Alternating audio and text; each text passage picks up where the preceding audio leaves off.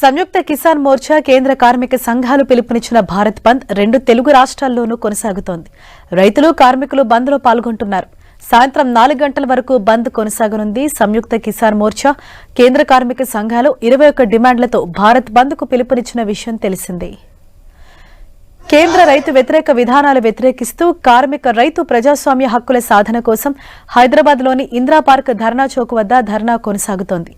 INTUC, AITUC, సిఐటీయూసీ, HMS, ఐఐఎఫ్టీయూ, AITUC, సంయుక్త కిసాన్ మోర్చా, రైతు వ్యవసాయ కార్మిక సంఘాల ఐక్యవేదిక కార్మికులు ధర్నా చేపట్టారు.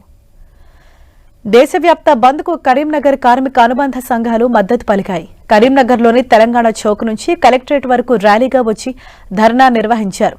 దేశ రాజధానిలో రైతులు సమ్మె చేస్తున్నా బీజేపీ ప్రభుత్వం పట్టించుకోలేదని, అందుకే దేశవ్యాప్తంగా కార్మిక సంఘాలన్నీ ఏకమై పోరాటం చేస్తున్నాయని ఏఐటీసీ జిల్లా కార్యదర్శి సమ్మయ్య చెప్పారు.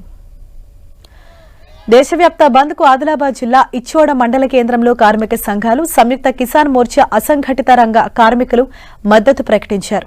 సంఘాల నాయకులు భారీ ర్యాలీ నిర్వహించారు. కార్మికుల ర్యాలీకి మద్దతుగా కాంగ్రెస్ నాయకులు, కార్యకర్తలు పాల్గొన్నారు. దేశవ్యాప్త కార్మికుల సమ్మె, గ్రామీణ భారత్ బంద్కు మద్దతుగా సిద్దిపేట జిల్లా హుస్నాబాద్ మున్సిపల్ కార్యాలయం ఎదుట మున్సిపల్ కార్మికులు ధర్నా చేపట్టారు. సమాన పనికి సమాన వేతనంలో భాగంగా తమ ఉద్యోగాలను పర్మనెంట్ చేసి 26,000 రూపాయల కనీస వేతనం ఇవ్వాలని డిమాండ్ చేశారు. 25 లక్షల రూపాయల ప్రమాద బీమా కల్పించాలని కోరారు. కేంద్రానికి వ్యతిరేకంగా కాకినాడ పోర్టు వద్ద కేంద్ర కార్మిక సంఘాల నాయకులు ధర్నా నిర్వహించారు. దేశవ్యాప్తంగా 550 రైతు సంఘాలు, 13 కేంద్ర కార్మిక సంఘాలు చేపడుతున్న దేశవ్యాప్త బంద్కు మద్దతు తెలుపుతున్నట్లు నాయకులు తెలిపారు. ఢిల్లీలో రైతులు చేపట్టిన నిరసనలకు మద్దతుగా ఏలూరు జిల్లాలో గ్రామీణ బంద్ నిర్వహించారు. రైతు సంఘాలు, కార్మిక సంఘాల ఆధ్వర్యంలో భారీ నిరసన ప్రదర్శన నిర్వహించారు.